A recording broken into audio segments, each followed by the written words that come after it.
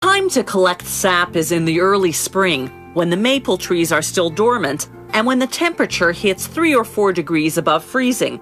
The freeze and thaw cycle alters the pressure inside the tree and starts the sap flowing. The first step is to tap the trees. They drill a hole 1 centimeter in diameter, 5 centimeters deep. Then gently insert a spout made of metal or plastic. It's important not to damage the bark.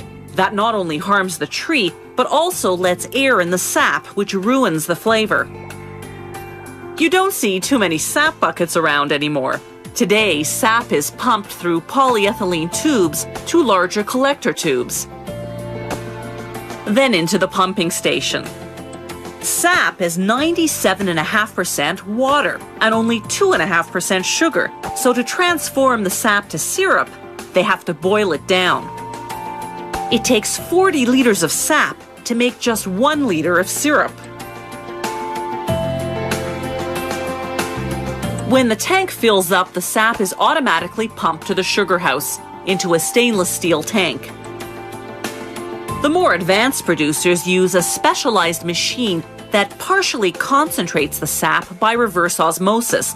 This more than triples the sap's natural sugar level and means they'll have less boiling to do. From there, the sap flows to the evaporator. They heat the sap to the boiling point and keep it boiling however long it takes to evaporate 66% of the water. If the water evaporates too slowly or too quickly, that'll adversely affect the color, flavor, and texture of the syrup. However, and here's where expertise is everything, there's no set cooking time. Experienced maple sugar producers can tell when it's ready just by looking at it. They test the sugar level using a device called a hydrotherm.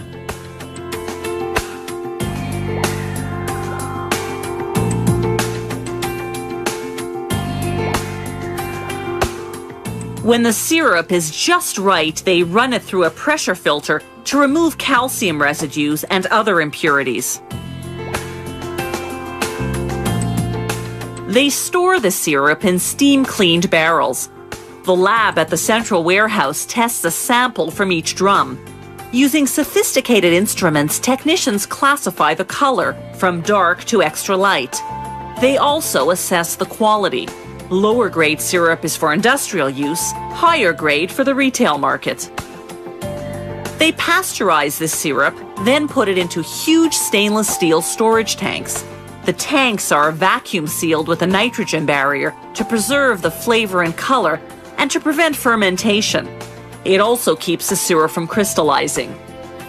The lab then uses an instrument called an atomic absorption spectrophotometer to analyze the syrup's mineral content, making sure it meets market standards. Next, they warm the syrup in stainless steel heaters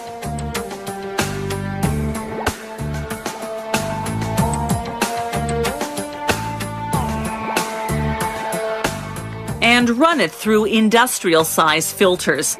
This step ensures the syrup will be perfectly clear.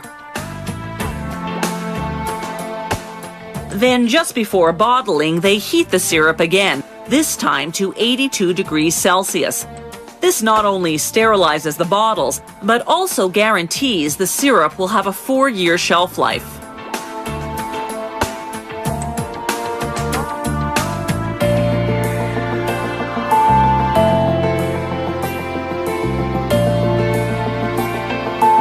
Maple syrup is high in sugar but has somewhat fewer calories than honey or brown sugar. It's 100% pure and natural, and it's a good source of 3 essential nutrients: calcium, potassium, and magnesium.